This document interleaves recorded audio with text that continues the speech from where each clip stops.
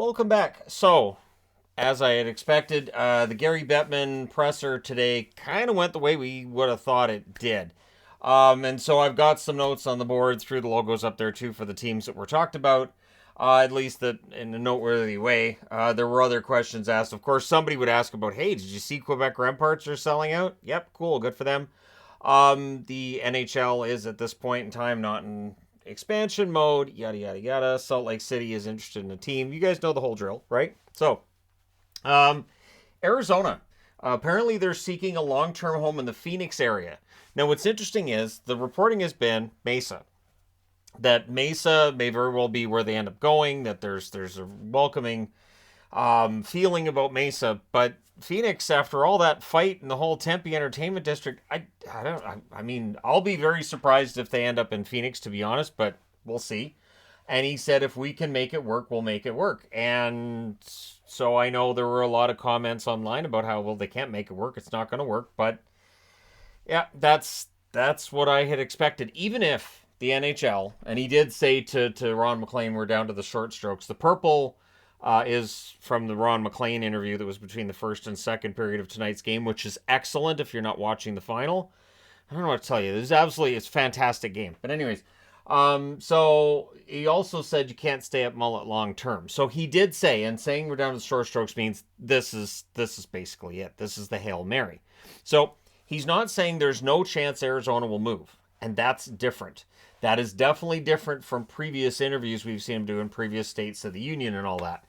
He also said the no vote wasn't shocking, that we saw that with the Islanders when they wanted public money for an arena. We saw that with Columbus early on for them as well, and that those organizations figured it out. So he's saying basically the Coyotes will have to figure out a way to do it without going to a vote from voters. So we'll see how it goes. Now, I've been getting asked about this, and here's the reality. We don't know what happened with Val Nichushkin.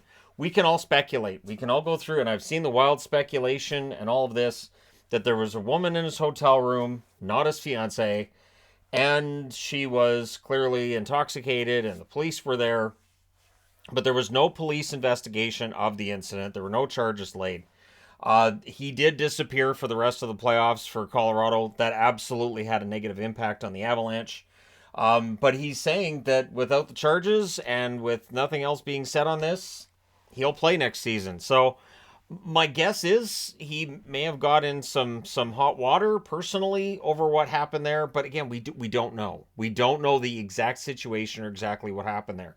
So I didn't get into it. I didn't speculate, and I mentioned it here because it was addressed by Bill Daly and by Gary Bettman, who were saying no, no charges were laid, and basically that he is still allowed to play next season. And I don't think there's anything there to bar him from playing hockey next year, because again, you don't have any charges. We don't, like, for instance, they could have been playing Twister. They could have been playing Monopoly. Maybe he met her in a bar, and they played some games of checkers, and it just went late.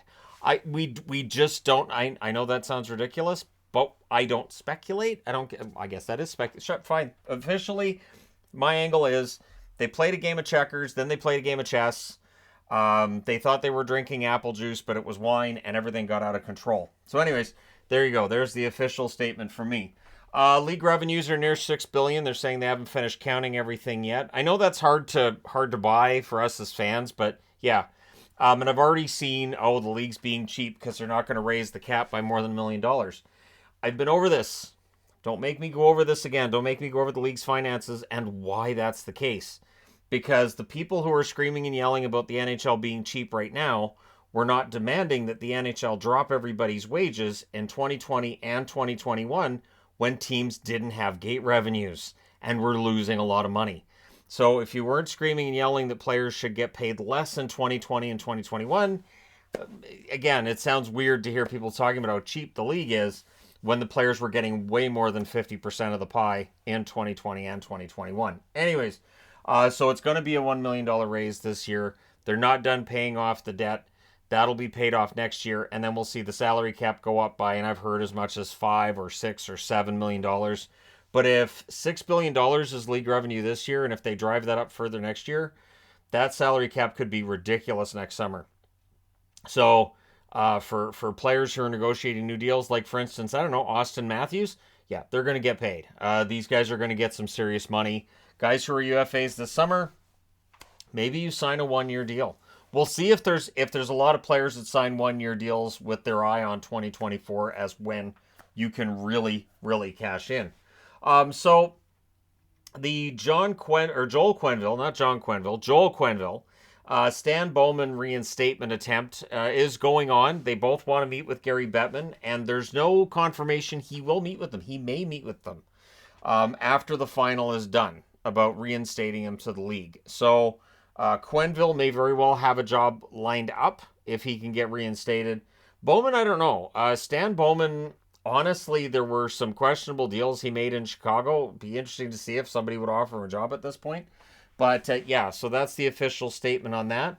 We are weeks from an owner for the Senators. This kind of surprised me. I'd expected, well, yeah, it's the process. The process is the process.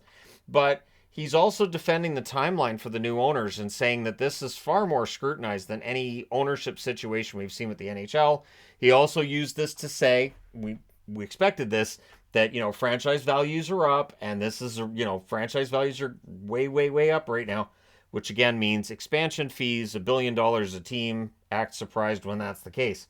They also confirmed today that the 2 stadium games will take place at MetLife Stadium. So Philadelphia will play New Jersey on February 17th, and then the Islanders will play the Rangers on February the 18th. So it's back-to-back days. This was the worst kept secret in hockey. This leaked out a couple of weeks ago, but it is confirmed, and they got the shiny logo for it. I'm interested to see what the Rangers do with their stadium jersey. And honestly, these teams have all had stadium jerseys with mixed results. It is something that when I get into the jersey videos this summer, I'll talk about stadium jerseys, because some teams have hit it out of the park and some not so much.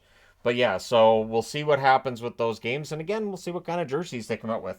The Toronto Maple Leafs will be hosting the city of Toronto will be hosting the All-Star Game 2024. And Rogers is also helping with the hosting too. So I'm sure everybody in Canada will be really glad to know that Rogers is going to be, running that.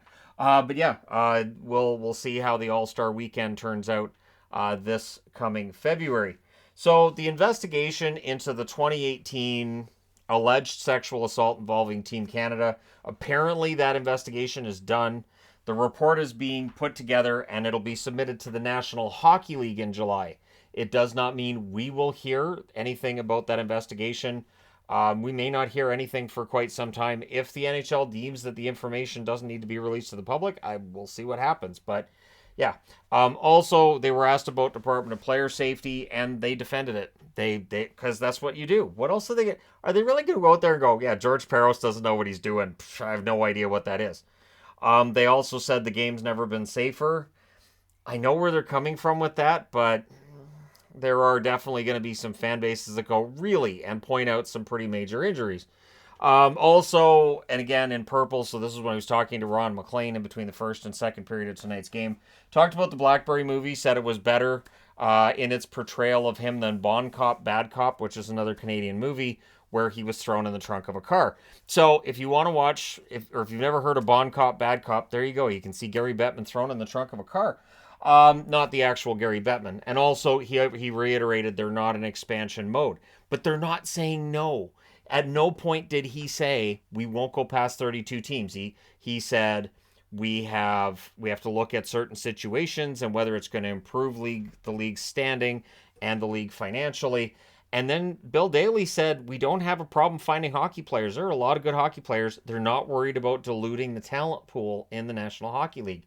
That tells me there's going to be expansion, especially when they were talking about interest in various locations in franchises. I don't see why you mention that if you're not at least considering it on some level. It might be back burner, maybe it's 2030 or 2031 before it happens, but they're at least thinking about it. And also, he has talked to the NHLPA about a World Cup, having a best-on-best tournament. With global situations being as they are, it may not be your standard World Cup, but the best-on-best tournament, we do need that. He also talked about the Olympics and how there's certain things they have to work out if they're going to go to an Olympics and all this fun stuff.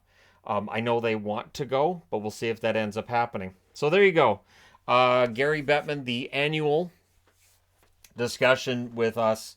I've seen criticism too of how Ron McLean gave softball questions. They were really hard on him. It doesn't matter. Bettman's not giving you an answer. You can say whatever you want. I swear you could say, we've got your goldfish, and if you don't tell us, we're going to flush your goldfish. You go, flush the goldfish. I can get a new one. He's unflappable, basically. And we've seen that. There were previous years where Ron McLean was a little more confrontational with him, and he just brushed it all off. You don't get more of an answer from Gary Bettman that way. You just get more of a confrontational environment, and it may look good on TV, but you're not actually getting more information from Bettman as a result. So there you go. Let me know your thoughts in the comment section below, as always. Don't forget to hit like and subscribe if you're browsing your way through. You just happened upon this video. And again, I think this Stanley Cup final is going to be fantastic. And if anybody not watching it, it is June. Totally understand if you're in summer mode and you want to go barbecue and everything. But this Stanley Cup final looks pretty evenly matched up thus far. I know it's still game one, but I think it's going to be a fun one. Anyways, there you go. And I thought, why not wear the Imperial Destroyers, since, there's a lot of comparisons between Gary Bettman, whose picture's back up behind me here, and Darth Vader or Palpatine. I've seen the Palpatine one a lot. I'm sure he has too, and he probably finds it pretty humorous. All right, so let me know your thoughts. Hit like and subscribe if you're browsing your way through. You just happened upon this video. Thank you guys so much for watching, for all your support. I will talk to you again soon.